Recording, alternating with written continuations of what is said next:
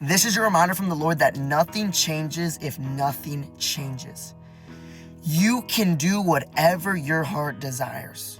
But you are wondering why God isn't changing your life, why he's not flipping it upside down, why he's not getting rid of those easy sins that you should be like, why am I still falling into these? You're wondering why he's not getting rid of those.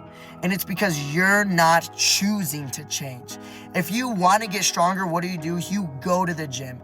If you want to get skinnier, what do? You eat healthy. If you want to grow in your relationship with God, you encounter God. It's up to you to make the change happen. It's not up to anyone else. It's up to you whether you say, okay, I really want to change. New Year's resolution, how about you change your life to glorify God in everything you do?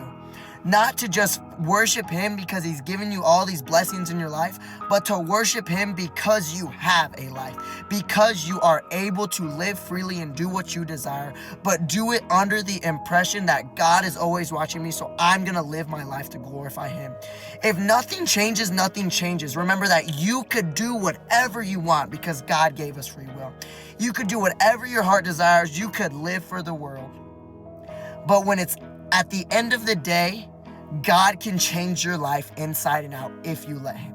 But it's up to you to discipline yourself. It's up to you to wake up and say, I need to encounter God first before I get on my phone, before I go and scroll on TikTok.